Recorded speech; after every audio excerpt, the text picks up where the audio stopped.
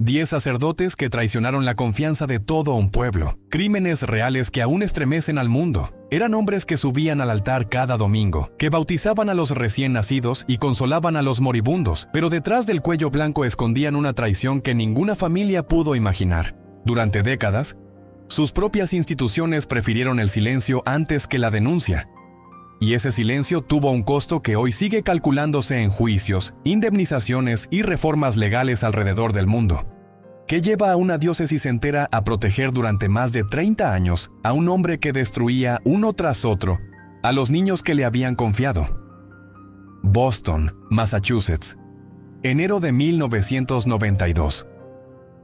Una madre entra a una comisaría del sur de Boston con su hijo de 10 años. El niño camina despacio, con la mirada baja, y se sienta frente al escritorio de un detective sin decir una palabra durante varios minutos. Cuando por fin habla, menciona un nombre que la mitad de la parroquia conoce de memoria. El del padre que los visitaba en casa. El que llevaba caramelos en los bolsillos. El que se ofrecía a cuidar a los niños cuando los padres tenían turno de noche. En las parroquias donde había servido, lo describían como cercano, disponible, casi familiar. Visitaba hogares sin avisar, se sentaba a cenar con las familias, jugaba con los niños en el patio hasta que oscurecía. Las madres agradecían su interés. Los padres, agotados por el trabajo, veían en él un alivio. Nadie sospechaba de un hombre que parecía dar más de lo que pedía. Había nacido en Boston en 1935 y fue ordenado sacerdote en 1962. Desde sus primeros años en el ministerio, comenzó a acumular denuncias que nunca llegaban a la policía. Los superiores de la arquidiócesis las recibían, las anotaban en carpetas confidenciales y respondían de la misma manera. Trasladaban al sacerdote a otra parroquia, lejos de las familias que habían protestado, y no advertían a la comunidad que lo recibía. Entre 1962 y 1993, pasó por al menos 6 parroquias distintas de la arquidiócesis de Boston. En cada una repitió el mismo patrón: ganarse la confianza de las familias, ofrecerse como niñero de confianza, aislar a los niños en habitaciones o vehículos y actuar cuando nadie más estaba presente. Las quejas llegaban con regularidad a las oficinas diocesanas desde mediados de los años 70. Una carta enviada por un párroco preocupado en 1980 advertía a sus superiores que el sacerdote seguía visitando hogares con niños pequeños pese a las quejas previas.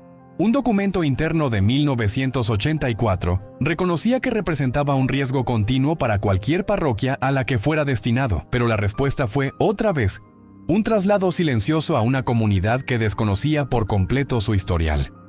Los propios registros de la arquidiócesis, hechos públicos años después por orden judicial, mostraban que al menos 4 obispos auxiliares habían tenido conocimiento directo de las denuncias sin que ninguno interviniera de forma definitiva. Se calcula que a lo largo de 3 décadas llegó a tener contacto con más de 130 menores que después lo señalarían como agresor, una cifra que la propia arquidiócesis terminaría por no discutir en los tribunales. En 1993 finalmente fue apartado del ministerio activo, aunque sin que se hiciera pública la razón. 5 años después, en 1998, fue expulsado formalmente del estado clerical por decisión de Roma. Pero el expediente judicial seguía cerrado hasta que, en el año 2002, un periódico de Boston publicó una investigación que reconstruía, caso por caso, cómo la arquidiócesis había movido al sacerdote de parroquia en parroquia durante más de 20 años pese a las advertencias. La publicación provocó un terremoto dentro de la Iglesia Católica de Estados Unidos. Un juez ordenó abrir los archivos internos de la arquidiócesis, y en ellos aparecieron los nombres de decenas de sacerdotes, señalados a lo largo de las décadas, con memorandos que documentaban traslados, silencios y acuerdos económicos discretos con las familias afectadas. El proceso penal contra el sacerdote avanzó en paralelo. En enero de 2002 fue declarado culpable de agresión indecente por haber tocado de forma inapropiada a un niño de 10 años durante un incidente ocurrido en 1991. La jueza le impuso una condena de entre 9 y 10 años de prisión. Enfrentaba además otros 2 procesos penales pendientes y más de 80 demandas civiles presentadas por antiguas víctimas. En septiembre de ese mismo año, la arquidiócesis aceptó pagar $10 millones para cerrar la mayoría de esas demandas civiles, reconociendo así, sin decirlo en esos términos, que había permitido el acceso del sacerdote a los niños pese a conocer las denuncias previas. El acuerdo, repartido entre 86 demandantes, promediaba poco más de $100,000 por víctima, una cifra que muchos de los afectados calificaron públicamente como insuficiente frente al daño sufrido, pero que la arquidiócesis prefirió pagar antes que arriesgarse a que nuevos documentos internos salieran a la luz durante juicios individuales. La consecuencia institucional llegó pocos meses después.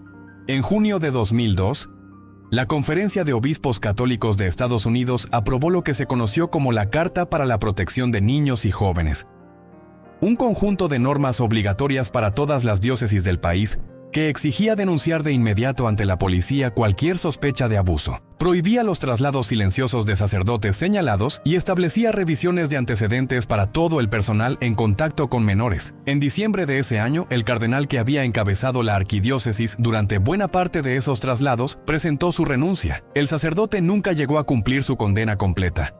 En agosto de 2003 fue asesinado dentro de la prisión por otro interno, que lo estranguló en su celda alegando haber actuado en nombre de las víctimas de abuso infantil en general.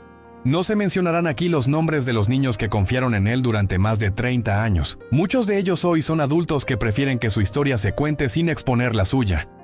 Basta decir que fueron más de 130, repartidos entre 6 parroquias y 3 décadas, y que ninguno de ellos pidió lo que recibió a cambio de su confianza. ¿Cuántos otros nombres seguían durmiendo en esas mismas carpetas confidenciales, esperando que alguien algún día decidiera abrirlas?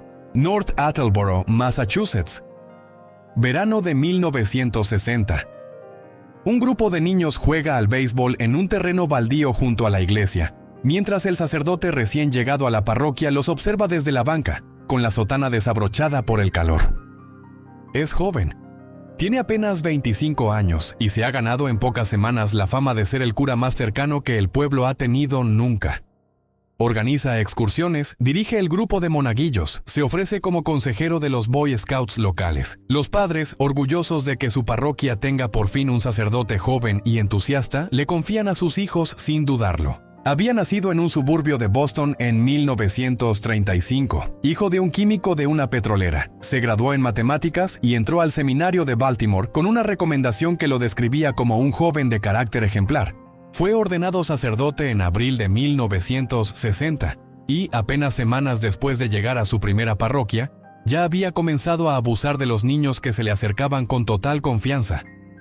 El patrón se repitió durante los años siguientes en distintas localidades de Massachusetts. Al menos 4 familias de North Attleboro llevaron sus sospechas directamente a las autoridades diocesanas entre 1962 y 1963. La respuesta de la iglesia fue trasladarlo a New Bedford, donde continuó teniendo acceso sin restricciones a menores. Un informe del propio seminario que lo había formado, redactado antes de su ordenación, lo describía como un joven de carácter ejemplar y excelente formación.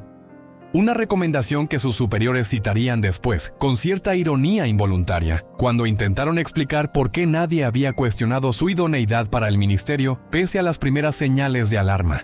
Otro sacerdote, que años después sería señalado por hechos similares, intervino entonces enviándolo a un centro de tratamiento en Nuevo México, presentado a la comunidad como un simple retiro espiritual. Lejos de detenerse, el traslado abrió una nueva etapa.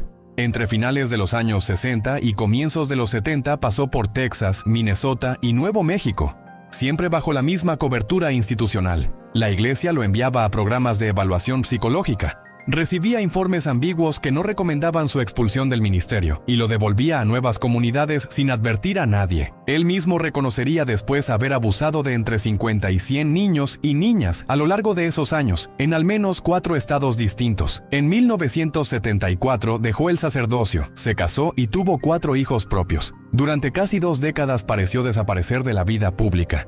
Pero en 1987 fue condenado en Minnesota por abusar de la niñera adolescente de sus propios hijos, un caso que pasó casi inadvertido fuera del estado y que le costó apenas 4 meses de cárcel. El verdadero punto de quiebre llegó en 1992, cuando decenas de hombres que habían sido niños en sus antiguas parroquias de Massachusetts comenzaron a presentarse ante la prensa y la policía con historias casi idénticas. Uno de ellos, un antiguo monaguillo que entonces trabajaba como concejal de New Bedford, decidió romper el silencio públicamente y animó a otros antiguos compañeros a hacer lo mismo. La cifra de denunciantes creció semana tras semana hasta superar las 60 personas solo en esa localidad. La ola de denuncias resultó en un acuerdo económico con 68 víctimas por una cifra que en su momento fue la más alta jamás pagada por una diócesis estadounidense en un caso de este tipo, y que la prensa local calificó como un intento de cerrar el escándalo antes de que llegara a los tribunales penales. El proceso penal avanzó en paralelo en el condado de Bristol. En diciembre de 1993 se declaró culpable de agresión indecente y actos deshonestos contra 28 menores, en un total de 41 cargos. El tribunal lo condenó a una pena de entre 18 y 20 años de prisión. Con el tiempo, más de 100 reclamos adicionales se resolvieron en distintas jurisdicciones del país, confirmando que el número real de víctimas superaba ampliamente lo que se había podido juzgar. El caso tuvo una repercusión que trascendió Massachusetts. Fue el primero en atraer atención nacional sobre el patrón sistemático de traslados encubiertos dentro de la Iglesia Católica estadounidense, mucho antes de que ese mismo patrón volviera a salir a la luz en Boston una década después. La cobertura mediática de 1992 y 93 empujó a la Conferencia de Obispos Católicos de Estados Unidos a adoptar por primera vez directrices formales sobre cómo debían gestionarse las denuncias contra sacerdotes, un antecedente directo de las normas mucho más estrictas que llegarían una década después tras otros escándalos similares. Varios fiscales estatales citaron públicamente este caso como el ejemplo que demostraba que el sistema de traslados internos de la Iglesia no protegía a los niños, sino a la institución. Cumplió su condena completa y fue liberado en 2001, pero el estado de Massachusetts intentó mantenerlo detenido de manera indefinida bajo la figura de persona sexualmente peligrosa. Antes de que ese proceso concluyera, murió de cáncer en Boston en febrero de 2005, a los 70 años. No se nombrará aquí a ninguno de los niños y niñas que confiaron en el sacerdote más joven y más querido de su parroquia. Fueron, según sus propias palabras, más de 100, repartidos en 4 estados a lo largo de 3 décadas.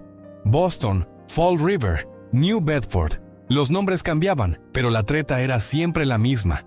¿Cuántas otras diócesis del país sabían en esos mismos años algo que jamás llegaron a decir en voz alta? Lodi, California, otoño de 1973. Una familia recibe al párroco de St. Anne para la cena del domingo, como ocurre casi cada semana desde que el sacerdote irlandés llegó a la localidad. Habla con acento suave, hace reír a los niños con historias de su tierra natal y termina la noche leyendo un cuento a la más pequeña de la casa antes de dormir. Los padres, agradecidos por su generosidad con el tiempo, no imaginan que ese mismo hombre visita otras casas de la parroquia con idéntica frecuencia y que en varias de ellas ha comenzado ya a abusar de los hijos que tanto cariño parece tenerles. Había nacido en Limerick, Irlanda, en 1945 y fue ordenado sacerdote de la diócesis de Stockton en 1971. En apenas 2 años de ministerio ya circulaban comentarios incómodos entre algunas familias de Lodi, pero nadie los llevó más allá de la propia parroquia. Se ofrecía como confesor personal, organizaba paseos, dormía en las casas de sus feligreses cuando los padres viajaban por trabajo. Su cercanía, que muchos interpretaban como vocación auténtica, era en realidad el método que usaba para acceder a los niños sin levantar sospechas. En 1976, la diócesis de Stockton recibió una primera denuncia formal contra el sacerdote. El entonces obispo lo envió a evaluación psicológica.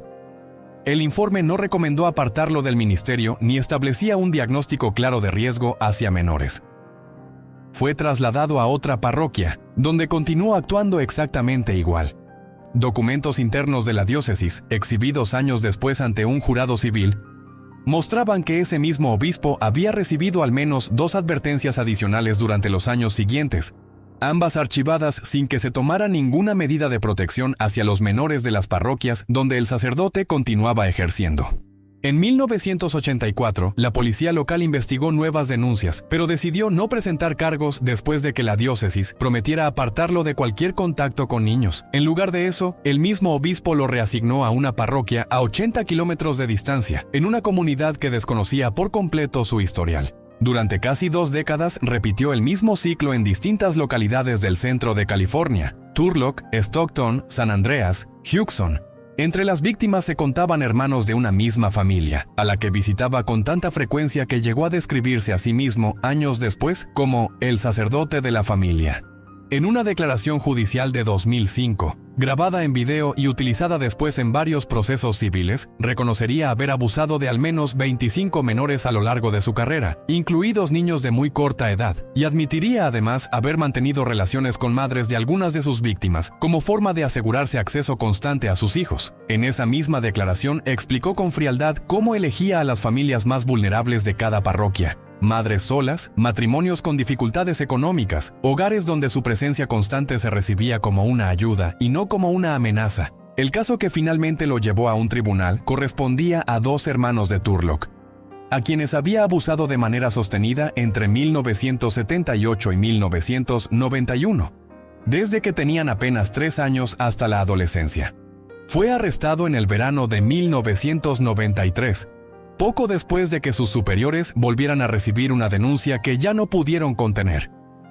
En 1993 fue declarado culpable de 4 cargos de actos deshonestos y lascivos contra los 2 hermanos y condenado a 14 años de prisión. Cumplió 7 y fue deportado a Irlanda en el año 2000, donde continuaría bajo vigilancia judicial durante las siguientes 2 décadas por hechos relacionados con material de abuso infantil. El proceso civil que siguió resultó decisivo para exponer a la propia institución. En 1998, un jurado de California condenó a la diócesis de Stockton a pagar $30 millones a los 2 hermanos, una cifra que un juez redujo después a $7 millones, pero que de todas formas quedó como una de las sentencias civiles más altas registradas hasta entonces contra una diócesis católica en Estados Unidos.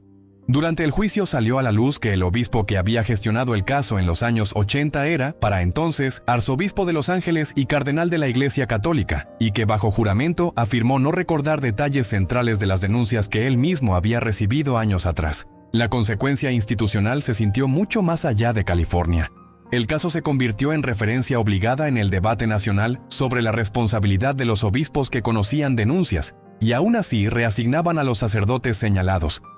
Y fue documentado en detalle en un documental que, años después, recibió una nominación al Oscar y llevó el nombre del cardenal implicado a una audiencia que jamás había escuchado hablar de la diócesis de Stockton. El testimonio del propio cardenal, contradicho por sus antiguos memorandos internos, se citó durante años en investigaciones periodísticas y académicas, como el ejemplo más claro de cómo la memoria selectiva de un obispo podía funcionar como escudo legal frente a las víctimas. No se nombrará aquí a los hermanos que crecieron bajo la sombra de un hombre al que llamaban, sin saberlo, el sacerdote de la familia. Fueron ellos quienes, ya adultos, decidieron llevar el caso hasta un jurado que terminó por confirmar lo que la diócesis había preferido ignorar durante casi 2 décadas. Lodi, Turlock, San Andreas. Distintas parroquias, la misma sotana, la misma confianza traicionada. ¿Cuántas otras familias en otras diócesis seguían repitiendo aquella cena de los domingos sin sospechar nada? Ballarat, Victoria, Australia. Invierno de 1971. Un grupo de niños de una escuela católica hace fila para subir a una camioneta que los llevará a un campamento de fin de semana organizado por el capellán del colegio. El sacerdote conduce él mismo. Bromea con los más pequeños por el espejo retrovisor y reparte caramelos antes de arrancar. Los padres lo consideran una bendición para la escuela. Un hombre entregado, siempre disponible para llevar a los niños a pescar, a acampar, a misa de madrugada. Nadie en el pueblo imagina que ese mismo sacerdote ya ha comenzado a abusar de varios de los niños que hoy suben sonrientes a su camioneta. Había nacido en el estado de Victoria en 1934 y fue ordenado sacerdote de la diócesis de Ballarat. Durante 29 años de ministerio activo, pasó por 16 destinos distintos dentro de la diócesis, un número inusualmente alto que, según se supo después, respondía a un patrón deliberado. Cada vez que surgían quejas contra él, sus superiores lo trasladaban a una nueva parroquia antes de que la denuncia avanzara. El primer registro de abuso documentado se remonta a 1961. Durante los 30 años siguientes, actuó en escuelas, orfanatos y parroquias de todo el estado de Victoria, además de un breve periodo en Nueva Gales del Sur y otro en Estados Unidos, a donde fue enviado formalmente para recibir tratamiento psicológico por conducta sexual hacia menores. En cada uno de esos destinos repitió el mismo patrón. Se presentaba como el sacerdote más cercano y disponible de la comunidad. Elegía a los niños de familias numerosas o con dificultades y aprovechaba actividades como campamentos, clases de catecismo o visitas a domicilio para quedarse a solas con ellos. Un obispo que dirigió la diócesis de Ballarat entre 1971 y 1997 conocía desde comienzos de los años 80 el patrón de traslados constantes del sacerdote y las razones reales detrás de ellos, según se estableció después ante una comisión de investigación estatal. Pese a ello, continuó reasignándolo a nuevas parroquias sin advertir a las comunidades que lo recibían ni informar a las autoridades civiles. Un sobrino del propio sacerdote reveló años después que, en 1993, había contado a un alto cargo eclesiástico de la ciudad de Melbourne que su tío había abusado de él durante su infancia, y que la respuesta del religioso, lejos de ofrecer ayuda, fue preguntarle qué cantidad de dinero necesitaría para no llevar el asunto más lejos. El propio religioso negó siempre esa versión, pero el episodio quedó documentado como parte del patrón de silenciamiento que rodeó al sacerdote durante toda su carrera. En 1993 fue arrestado por primera vez, y en 1994 comenzó una serie de procesos judiciales que se extenderían con interrupciones durante más de 2 décadas. En esa primera ronda fue condenado por 30 cargos de agresión indecente y 46 cargos de abuso sexual infantil. Le siguieron nuevas condenas en 2006 por 35 cargos adicionales y en 2013 por 27 cargos más, incluidos actos de penetración contra menores. La última condena registrada llegó en 2023, cuando aceptó haber abusado de una víctima número 72. Ya con más de 89 años de edad y trasladado a las audiencias desde un hospital penitenciario por videollamada. En total, a lo largo de su vida fue condenado por más de 190 cargos relacionados con al menos 65 víctimas distintas, la más joven de apenas 4 años en el momento de los hechos. Su condena combinada superó los 39 años de prisión, con una fecha de libertad condicional fijada para 2028, año en el que habría cumplido 100 años de edad. La consecuencia institucional de su caso fue decisiva para el país entero. Su testimonio ante la Comisión Real de Investigación sobre Respuestas Institucionales al Abuso Sexual Infantil, creada por el gobierno australiano en 2013, se convirtió en la pieza central de esa investigación nacional. La comisión determinó que la diócesis de Ballarat había conocido su conducta desde los años 60 y que, para 1982, ya existía certeza absoluta dentro de la jerarquía eclesiástica sobre el riesgo que representaba.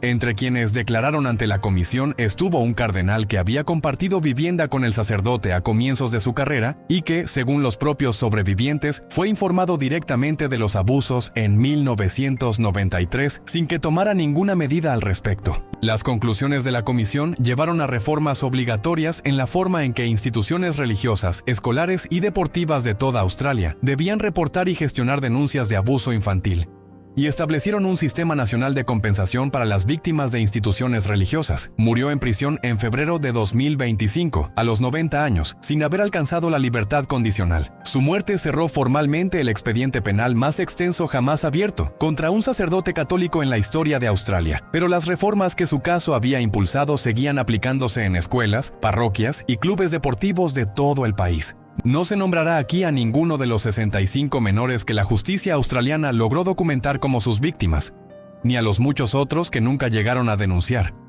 16 parroquias, 29 años de ministerio, una diócesis entera que prefirió mover el problema de un pueblo a otro antes que detenerlo. ¿Cuántas familias de Ballarat siguieron confiando sus hijos a la iglesia incluso después de que el nombre de aquel sacerdote empezara a susurrarse entre vecinos? Belfast, Irlanda del Norte. Otoño de 1968. En una calle del barrio de Falls Road, un sacerdote de la orden norbertina se detiene frente a una casa donde viven 4 hermanos pequeños. Los visita casi cada tarde desde hace meses, siempre con un juguete o una golosina para el más chico. La madre de la familia lo recibe con té y pan recién horneado. Para ella, la atención de un religioso hacia sus hijos es motivo de orgullo en una comunidad donde la iglesia ocupa el centro de la vida diaria. Nadie en la casa sabe todavía que ese mismo sacerdote lleva ya más de 20 años abusando de niños en distintas parroquias sin que ninguna autoridad civil o religiosa haya intervenido jamás. Había nacido en Belfast en 1927 y entró a la orden norbertina en 1945, cambiando su nombre de nacimiento por el que usaría el resto de su vida religiosa. Desde finales de esa década comenzó a abusar de niños en parroquias de Belfast, Dublín y más tarde en comunidades donde la orden lo envió temporalmente a Estados Unidos. A diferencia de otros sacerdotes señalados en casos similares, no dependía de una sola diócesis. Su condición de religioso itinerante, que se movía entre distintas casas de la orden, le permitió actuar durante más de 40 años sin quedar bajo la vigilancia directa de ningún obispo. Los superiores de la orden tuvieron constancia de sus abusos desde finales de los años 70, según quedó establecido después en investigaciones periodísticas y eclesiásticas. Ya en 1973, un psiquiatra que lo trató por recomendación de la propia orden envió una carta a la policía local recomendando que el sacerdote fuera internado para recibir tratamiento. La carta quedó archivada sin que se abriera ninguna investigación. Un año después, un médico que también lo examinó confirmó por escrito un diagnóstico compatible con pedofilia, un informe que tampoco salió jamás de los archivos internos de la orden. Un tribunal canónico interno se reunió en 1975 para examinar las acusaciones, pero sus conclusiones nunca llegaron a la policía ni a las familias afectadas. En su lugar, los superiores optaron por moverlo constantemente de una casa religiosa a otra, convencidos de que así evitarían que estableciera vínculos prolongados con las víctimas. El resultado fue el contrario. Cada traslado le abría acceso a un grupo nuevo de niños que desconocía por completo su historial. En 1991 fue arrestado por primera vez en Irlanda del Norte, tras la denuncia de los 4 hermanos de Falls Road. En lugar de enfrentar el proceso, huyó a la República de Irlanda, donde pasó los siguientes 3 años refugiado en la abadía de su orden, protegido por sus propios superiores, mientras las autoridades de ambos lados de la frontera se disputaban la responsabilidad de extraditarlo. Esa demora tuvo consecuencias que llegaron mucho más allá de un tribunal penal. La lentitud con la que la oficina del fiscal general de Irlanda gestionó la solicitud de extradición se convirtió en un escándalo político de proporciones nacionales, alimentado por la sospecha de que motivos ajenos a la ley habían retrasado el proceso. La crisis provocó, en diciembre de 1994, la caída del gobierno de coalición irlandés. Un episodio sin precedentes en la historia reciente del país, que quedó asociado para siempre al nombre del sacerdote fugitivo. Finalmente extraditado, fue juzgado en Belfast en junio de 1994 y declarado culpable de 43 cargos de abuso, a los que se sumarían 26 más descubiertos poco después. Fue condenado a 4 años de prisión. Al cumplir esa condena, fue detenido de inmediato y trasladado a Dublín, donde en 1997 se declaró culpable de 74 cargos adicionales, relacionados con 20 víctimas distintas, abusadas a lo largo de 35 años. Esta segunda condena lo dejó con una pena combinada de 12 años de prisión. Murió de un infarto en la prisión de Curragh en agosto de 1997, apenas un mes después de comenzar a cumplir su última condena. La consecuencia institucional de su caso fue doble. En el terreno político, provocó la primera caída de un gobierno europeo directamente vinculada a un escándalo de abuso clerical, un hecho que obligó a las autoridades irlandesas a revisar públicamente sus propios procedimientos de extradición y cooperación judicial. En el terreno eclesiástico, su historia se convirtió en uno de los antecedentes centrales que llevaron años después a las grandes investigaciones estatales sobre abuso infantil en instituciones religiosas de Irlanda, que documentarían patrones idénticos de traslados internos y silencio institucional en decenas de otras órdenes y diócesis del país. Los informes estatales publicados en los años siguientes, conocidos por los nombres de las comisiones que los redactaron, citaron repetidamente su caso como el ejemplo más claro de cómo la protección corporativa de una orden religiosa podía prevalecer durante décadas sobre la seguridad de los niños puestos bajo su cuidado, y sirvieron de base para que el Estado irlandés estableciera por primera vez mecanismos de compensación económica para las víctimas de abuso en instituciones religiosas de todo el país. No se nombrará aquí a los 20 niños y niñas de Dublín, ni a los 4 hermanos de Belfast, ni a los muchos otros repartidos en 40 años de traslados constantes entre casas religiosas de 2 países. Todos confiaron en un hombre al que su propia orden protegió durante más de 2 décadas, antes de que un gobierno entero terminara pagando el precio de ese silencio. ¿Cuántas otras órdenes religiosas en esos mismos años resolvían sus propios escándalos moviendo el problema de una frontera a otra? Payne Court, Ontario, Canadá. Primavera de 1981. En un pequeño pueblo del suroeste de Ontario, una niña de 3 años juega en el patio de la escuela católica, mientras el párroco del pueblo la observa desde la puerta de la iglesia contigua. Es un hombre mayor. respetado desde hace décadas por toda la comunidad franco-ontariana, conocido por dar clases de catecismo con paciencia infinita y por visitar a las familias más humildes del pueblo sin que nadie se lo pidiera. Los padres de la niña, como casi todos en Payne Court, confían en él como confían en la propia parroquia. Ese mismo año comenzará a abusar de ella y seguirá haciéndolo durante los 2 años siguientes. Había nacido a comienzos del siglo XX y fue ordenado sacerdote de la diócesis de London en Ontario, donde ejercería durante más de 4 décadas en distintas parroquias: Hamilton, Windsor, Londres, Sarnia, Chatham y finalmente Payne Court. En cada una de esas comunidades se ganó fama de sacerdote cercano y disponible, en especial para las familias con hijas pequeñas, a quienes prestaba especial atención en las clases de formación religiosa. Las primeras denuncias formales contra él datan de 1962. Cuando 3 niñas de 11 años declararon ante la policía de Sarnia haber sido abusadas por el sacerdote. Esas declaraciones quedaron archivadas de forma incorrecta entre registros contables antiguos de la parroquia y no volvieron a aparecer hasta más de 40 años después, ya en pleno proceso judicial contra él. Durante ese tiempo, el obispo de la diócesis de London recibió al menos otra denuncia formal en 1989. Y aún así el sacerdote continuó ejerciendo en Payne Court hasta su retiro, años más tarde, sin que la comunidad fuera jamás advertida. A lo largo de casi 40 años, entre 1952 y 1989, abusó de decenas de niñas en las 6 parroquias donde sirvió. El patrón se repetía con pequeñas variaciones. Las citaba para clases de catecismo fuera del horario habitual, se ofrecía a llevarlas en auto a sus casas, aprovechaba confesiones privadas para generar una cercanía que después usaba en su beneficio. Muchas de sus víctimas tenían entre 7 y 15 años en el momento de los hechos. Una de ellas declaró después ante un tribunal que el abuso comenzó cuando tenía apenas 3 años en la propia parroquia de Payne Court y se prolongó durante los 2 años siguientes sin que ningún adulto de su entorno familiar llegara a sospechar nada. Su caso, presentado en 2015, sería el único que llegaría a juicio civil completo sin acuerdo previo con la diócesis, precisamente porque ella se negó a aceptar un arreglo confidencial. El caso permaneció prácticamente en silencio hasta comienzos de la década de 2000, cuando varias mujeres que habían sido niñas en Payne Court y otras parroquias comenzaron a presentar demandas civiles contra la diócesis de London. Muchas de ellas se conocieron entre sí durante ese proceso, descubriendo con sorpresa que habían compartido, sin saberlo durante décadas, la misma experiencia con el mismo párroco en distintas etapas de su infancia. El descubrimiento accidental, en 2006, de las declaraciones policiales de 1962, extraviadas durante más de 4 décadas en los archivos contables de la parroquia, resultó decisivo para demostrar ante los tribunales que la diócesis había tenido conocimiento de su conducta mucho antes de lo que había reconocido públicamente.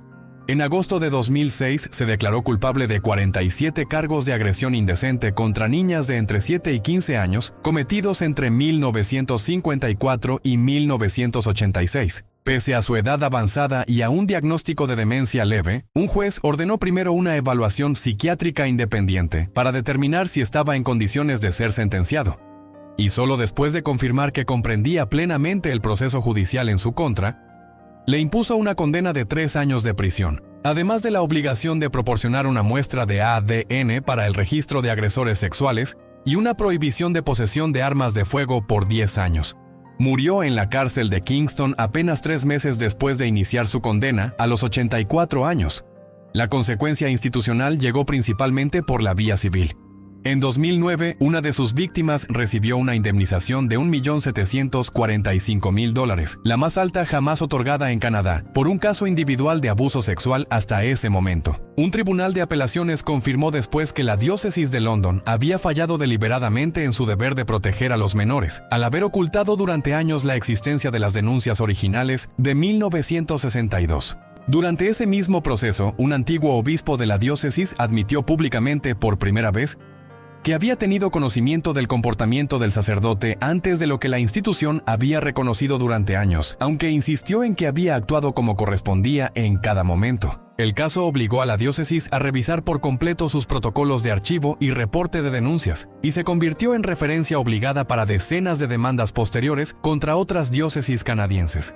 No se nombrará aquí a las decenas de niñas que, a lo largo de casi 40 años y 6 parroquias distintas, confiaron en un anciano párroco al que llamaban con cariño durante las clases de catecismo. Hamilton, Windsor, Londres, Sarnia, Chatham, Paincourt, 6 comunidades, un mismo hombre, un mismo silencio institucional que tardó más de 40 años en romperse. ¿Cuántas otras declaraciones en cuántas otras parroquias siguen hoy perdidas entre papeles que nadie ha vuelto a abrir? Sedlescombe, East Sussex, Inglaterra, verano de 1987. Un niño de 10 años ayuda al vicario del pueblo a cuidar el jardín de la rectoría, como hace casi cada fin de semana desde hace un año. El sacerdote lo invita a merendar, le paga unas monedas por el trabajo y le promete llevarlo a visitar a un viejo amigo suyo, también sacerdote, que vive en un pueblo cercano de la costa. Para el niño, aquellas visitas se han convertido en una rutina que sus propios padres alientan, agradecidos de que el vicario se interese tanto por su hijo. Nadie en el pueblo sabe todavía que ese mismo vicario ya ha comenzado a abusar de él, ni que lo hace en connivencia con el otro sacerdote al que lo lleva a visitar. Nacido a mediados del siglo XX, fue ordenado en la Iglesia de Inglaterra y ejerció primero en la diócesis de Chichester antes de convertirse en vicario de la parroquia de Wellingborough, en el condado de Northamptonshire. Desde joven mantuvo una relación cercana con otro clérigo mayor que él, vicario en distintas parroquias de la costa de Sussex, con quien compartía tanto la vocación religiosa como un patrón de conducta hacia los niños de sus respectivas comunidades que ambos mantuvieron en secreto durante décadas. La diócesis de Chichester tuvo constancia de conductas preocupantes por parte de ambos sacerdotes desde los años 70. El clérigo mayor había sido condenado ya en 1954. Mientras se formaba como líder de un grupo scout, por exhibirse de forma indecente ante un menor. Pese a ese antecedente conocido por sus superiores, fue ordenado sacerdote pocos años después y continuó ejerciendo sin restricciones durante más de 3 décadas, sirviendo en 3 parroquias distintas de la diócesis entre 1971 y 1999.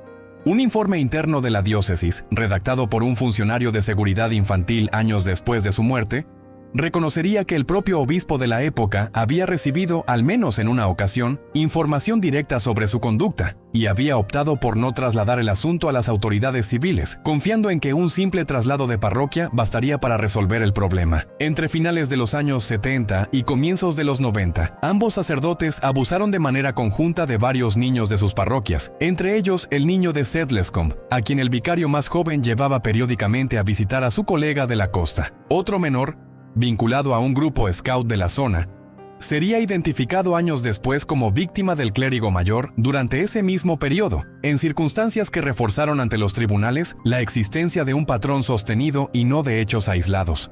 La policía de Sussex investigó denuncias contra el clérigo mayor en 2 ocasiones distintas durante los años 90, pero ninguna de esas investigaciones resultó en cargos formales antes de su muerte, ocurrida en 2006. Apenas 2 semanas después de esa muerte, el vicario más joven fue arrestado por primera vez. En 2008 se declaró culpable de 7 cargos de agresión sexual contra 2 niños, cometidos durante los años 70 y 80, y fue condenado a 5 años de prisión. Cumplió esa condena y salió en libertad. Pero una nueva investigación policial, iniciada a partir de otras denuncias relacionadas con su época como vicario en Sedlescombe, lo llevó de vuelta a los tribunales una década después. En 2018 fue declarado culpable de varios cargos de agresión indecente y violación contra un niño de entre 10 y 15 años, y de conspirar con su antiguo colega, ya fallecido, para cometer esos delitos de forma conjunta. Durante el juicio, la fiscalía presentó testimonios que describían cómo ambos sacerdotes coordinaban las visitas y se cubrían mutuamente frente a preguntas incómodas de las familias. El juez que dictó sentencia calificó su conducta de vergonzosa y despreciable, y señaló específicamente cómo el acusado había manipulado a la víctima, haciéndole creer que nadie creería a un niño frente a la palabra de un sacerdote. Fue condenado a 16 años de prisión, con un mínimo de 10 años antes de poder solicitar libertad condicional. La consecuencia institucional fue significativa para toda la diócesis de Chichester. Un año después de la primera condena, la Iglesia de Inglaterra encargó una revisión independiente, dirigida por una destacada jueza retirada, sobre cómo la diócesis había gestionado durante décadas las denuncias contra ambos sacerdotes. La revisión concluyó que las víctimas no habían sido tomadas en serio, y que la institución había priorizado su propia reputación sobre la protección de los niños. Años más tarde, el caso se integró como parte central de la investigación pública nacional independiente sobre abuso sexual infantil, que documentó fallas sistemáticas de seguridad infantil en toda la diócesis y recomendó reformas obligatorias en los protocolos de reporte de todas las diócesis del país, incluida la creación de un sistema centralizado de verificación de antecedentes para todo clérigo trasladado entre parroquias, con independencia de su rango dentro de la jerarquía eclesiástica. No se nombrará aquí al niño de Sedlescombe ni a los demás menores que, entre dos parroquias vecinas de la costa de Sussex, quedaron atrapados en la complicidad de dos sacerdotes que se protegían mutuamente. Wellingborough, Peterborough, Brede, Sedlescombe. Distintos pueblos, la misma amistad entre dos hombres de sotana que convirtieron su vínculo personal en una red de silencio compartido. ¿Cuántas otras amistades entre sacerdotes en otras diócesis escondían el mismo pacto no escrito? Hurlingham, provincia de Buenos Aires, Argentina, otoño de 1996. Un adolescente de 13 años llega a un albergue de puertas abiertas fundado años atrás por un sacerdote que se ha convertido en una figura conocida en toda la televisión argentina. El lugar recibe a niños en situación de calle, ofrece comida caliente, educación y un techo seguro. El sacerdote aparece regularmente en programas de entretenimiento, recibe premios por su labor social y hasta cuenta con el respaldo de figuras públicas que lo presentan como un ejemplo de entrega religiosa. El adolescente, como muchos otros que pasan por el albergue, ve en él a la única figura adulta que parece preocuparse genuinamente por su futuro. Había fundado su obra de caridad a comienzos de los años 90 y, en apenas unos años, la convirtió en una de las instituciones de asistencia infantil más reconocidas del país, con presencia mediática constante y vínculos con figuras políticas y del espectáculo. Su imagen pública de sacerdote entregado a los más pobres le sirvió durante años como escudo frente a cualquier sospecha. Quien se atrevía a cuestionarlo se enfrentaba no solo a la institución religiosa, sino a una estructura mediática y de opinión pública que lo defendía activamente. Entre mediados de los años 90 y comienzos de los 2000, varios adolescentes que pasaron por el albergue fueron abusados por el propio sacerdote, quien aprovechaba su rol de director y benefactor para mantener con ellos una cercanía que después usaba en su beneficio. Solía elegir a los adolescentes que carecían de contención familiar sólida, aquellos para quienes el albergue representaba la única alternativa frente a la calle, conscientes de que su dependencia económica y afectiva de la institución dificultaría cualquier intento de denuncia.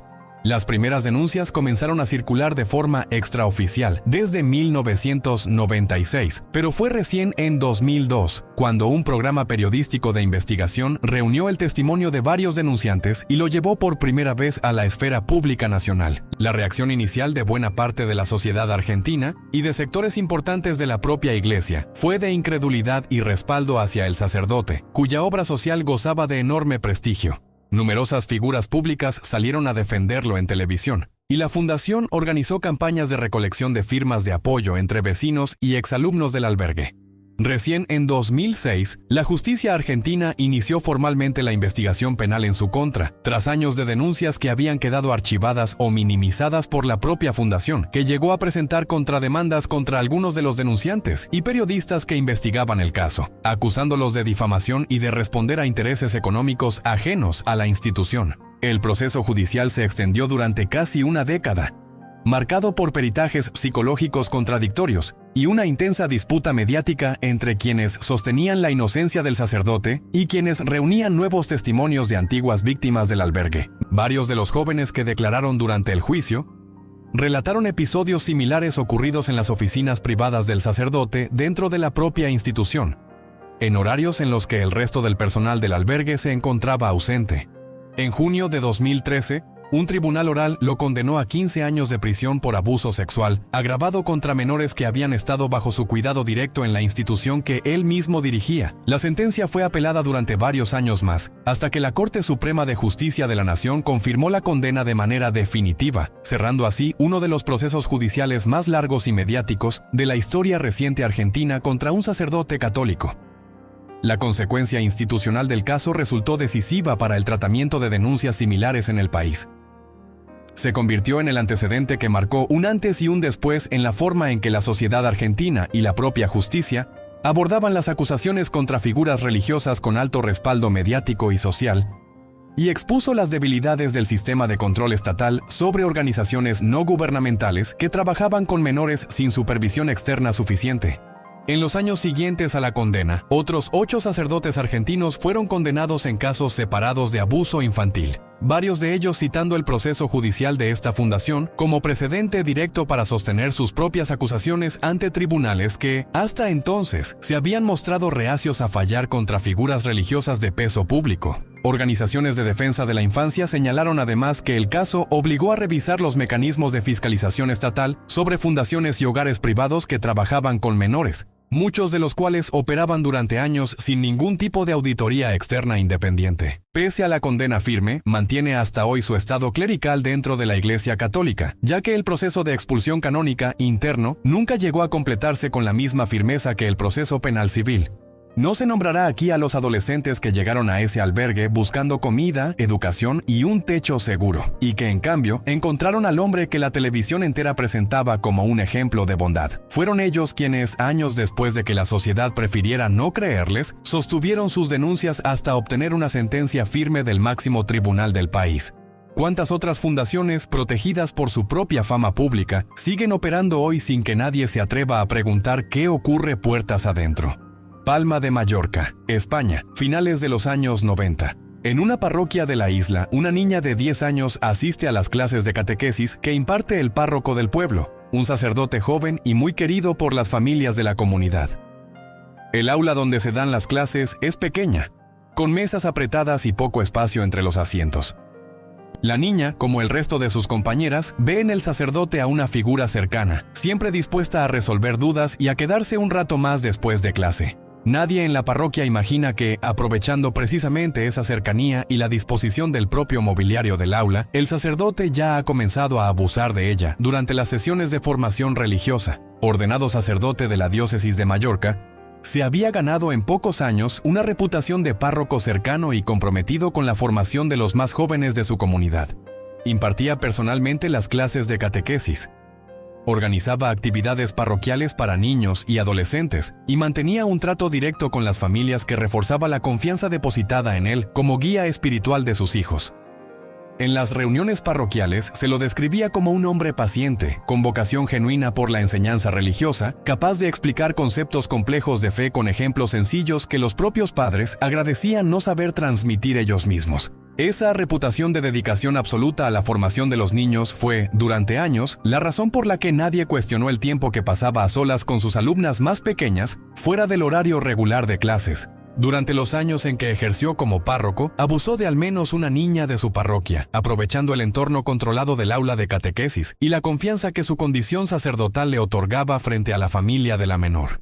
Según la sentencia, comenzó a tocar a la niña cuando tenía apenas 10 años durante las propias sesiones de formación religiosa y prolongó esa conducta a lo largo de un periodo sostenido, amparado siempre en la autoridad moral que su condición de párroco le confería frente a cualquier sospecha externa. La denuncia no llegó hasta muchos años después, cuando la víctima, ya adulta, decidió presentar el caso ante las autoridades eclesiásticas y posteriormente ante la justicia civil española. La Iglesia Católica en España reaccionó de una manera que resultó excepcional dentro del contexto europeo. En 2013, el sacerdote se convirtió en el primer religioso de la historia eclesiástica española en recibir la pena máxima dentro del derecho canónico, la expulsión del estado clerical por un caso de pederastia. La decisión, avalada desde Roma, marcó un precedente dentro de una institución que hasta entonces había gestionado casi todos los casos similares, mediante traslados o sanciones internas menores, sin que ningún sacerdote español hubiera perdido antes su condición clerical de forma definitiva por hechos de esta naturaleza. El proceso penal por la vía civil avanzó por separado. En 2016 fue condenado a 6 años de cárcel por el caso original de abuso continuado contra la menor de la catequesis. Una segunda causa, derivada de una denuncia distinta presentada años después por otra víctima, concluyó en 2026, con una nueva condena de 2 años y un día de prisión por abuso sexual contra otra niña de 13 años, en un caso que reveló que su conducta no se había limitado a una sola víctima, ni a un único periodo de su ministerio. Los tribunales españoles establecieron además que la diócesis de Mallorca debía responder como responsable civil subsidiaria En caso de que el propio condenado no pudiera hacer frente a las indemnizaciones fijadas por insolvencia, un fallo que sentó un precedente relevante sobre la responsabilidad económica de las diócesis frente a las víctimas de sacerdotes bajo su jurisdicción, incluso en casos donde la propia institución alegaba desconocimiento de los hechos. La sentencia de la segunda causa, dictada casi 13 años después de la primera condena, confirmó que el patrón de conducta del sacerdote no se había limitado a un único periodo de su ministerio, sino que se repitió con otra menor de 13 años, en circunstancias muy similares a las del primer caso, dentro del mismo entorno de confianza que ofrecía la vida parroquial cotidiana. La consecuencia institucional trascendió el caso individual. Su expulsión canónica se convirtió en referencia obligada dentro de España para medir el grado de respuesta real de la Iglesia Católica ante las denuncias de abuso, en un país donde, para esos mismos años, un juez había llegado a imputar a otros 10 sacerdotes de distintas diócesis por casos similares y donde el propio Papa Francisco intervino personalmente en al menos un caso relacionado, tras recibir una carta directa de una víctima española que había sufrido abusos siendo adolescente en una residencia religiosa. El doble proceso canónico y penal quedó como modelo de cómo ambas vías podían avanzar de forma independiente sin que una sustituyera a la otra, algo que hasta entonces resultaba excepcional dentro de la propia estructura interna de la Iglesia en España. No se nombrará aquí a las niñas que, durante clases de catequesis en las que debían aprender sobre la fe de su comunidad, quedaron atrapadas a solas con el hombre que se suponía debía formarlas. Mallorca, un aula pequeña, mesas apretadas entre las que no había espacio para huir. El escenario más cotidiano de la vida parroquial se convirtió, durante años, en el lugar donde la confianza de toda una comunidad terminó siendo traicionada. ¿Cuántas otras aulas de catequesis en otras parroquias de España siguen siendo hoy espacios cerrados donde nadie más entra a mirar? Christchurch, Nueva Zelanda. Otoño de 1996. En el internado de un colegio católico para varones, un adolescente de 16 años hace fila para la cena junto a decenas de compañeros que, como él, viven lejos de sus familias durante el año escolar. Uno de los frailes de la orden religiosa a cargo del colegio, encargado de la vida espiritual de los internos, se acerca a saludarlo con la familiaridad de siempre. Para los chicos que pasan la mayor parte del año dentro del internado, esa cercanía con los religiosos que los cuidan sustituye en buena medida a la de sus propias familias. Nadie en el colegio sabe todavía que ese mismo religioso ya ha comenzado a abusar de varios internos, aprovechando precisamente el aislamiento que la vida de residencia les impone. Miembro de la Orden de la Sociedad de María, ejercía como fraile y sacerdote dentro del colegio, donde tenía a su cargo tareas de acompañamiento espiritual y disciplinario de los alumnos internos. Su posición dentro de la estructura del colegio lo convertía en una de las figuras adultas con mayor acceso cotidiano a los estudiantes que vivían allí durante meses sin ver a sus padres, una circunstancia que aprovechó de forma sistemática entre 1996 y el año 2000. Los internos que vivían bajo su cuidado se encontraban en una posición de especial vulnerabilidad, aislados de sus familias durante largos periodos, dependientes de los religiosos del colegio para casi todos los aspectos de su vida diaria, y educados desde pequeños en la idea de que cuestionar la autoridad de un sacerdote resultaba prácticamente impensable. Al menos 4 adolescentes internos fueron abusados por el religioso durante esos años, en circunstancias que la propia orden reconocería después como gravemente perjudiciales para su desarrollo posterior. Otro religioso del mismo colegio, ya fallecido para cuando salió a la luz este caso, había sido señalado también por denuncias similares presentadas de forma independiente por distintas personas a lo largo de casi 3 décadas, un patrón que sugería fallas estructurales en la supervisión del internado y no un episodio aislado. La primera denuncia formal contra él llegó en 2007, cuando un denunciante anónimo se puso en contacto con los líderes de la Sociedad de María en Nueva Zelanda. La orden inició entonces una investigación interna, pero al no poder identificar con certeza al denunciante ni confirmar los detalles de la acusación, optó por una solución intermedia. Retiró al religioso del Ministerio Público y lo envió a un programa de evaluación de riesgo en Australia, en lugar de trasladar el caso a la policía neozelandesa, pese a que la propia orden reconocería después que el denunciante había sido animado en reiteradas ocasiones a acudir directamente a las autoridades. Esa decisión mantuvo el caso fuera del sistema judicial durante casi 2 décadas. El colegio, por su parte, también había recibido información sobre las acusaciones contra el religioso casi 20 años antes de que el caso llegara finalmente a un tribunal. sin que esa información derivara en ninguna medida adicional de protección para los alumnos que continuaron pasando por el internado en los años siguientes. El caso solo llegó a la policía cuando, décadas después de los hechos, antiguos alumnos del colegio decidieron presentar sus denuncias formales de manera independiente. En enero de 2026 compareció ante el Tribunal de Distrito de Christchurch y se declaró culpable de 6 cargos, entre ellos agresión indecente contra un menor de entre 12 y 16 años, agresión indecente contra un joven mayor de 16 y contacto sexual ilegal, todos ellos relacionados con los 4 exalumnos que habían estado internos en el colegio entre 1996 y el año 2000. En mayo de 2026, la jueza a cargo del caso lo condenó a 7 años y 8 meses de prisión, sin fijar un periodo mínimo antes de que pudiera solicitar libertad condicional. Durante la lectura de sentencia, se dieron a conocer las declaraciones de impacto de las víctimas, en las que varios de ellos describieron cómo la traición de un hombre en quien debían confiar como guía espiritual había marcado el resto de sus vidas adultas. La consecuencia institucional fue inmediata.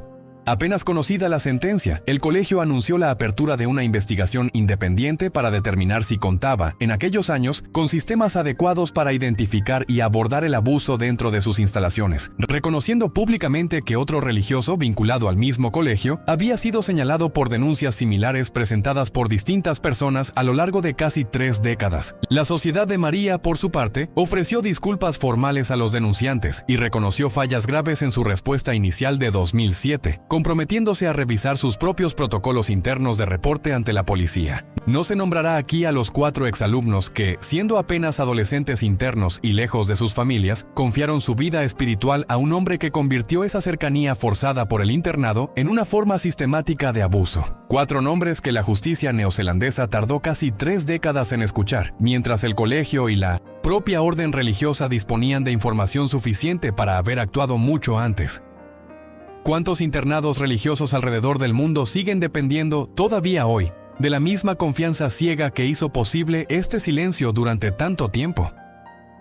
10 sacerdotes, 10 comunidades distintas repartidas por 4 continentes, un mismo patrón repetido durante décadas, ganarse la confianza de una familia, de una parroquia, de un colegio entero, y usar esa confianza como herramienta. Detrás de cada traslado silencioso, hubo instituciones que eligieron proteger su propia reputación antes que a los niños a su cuidado.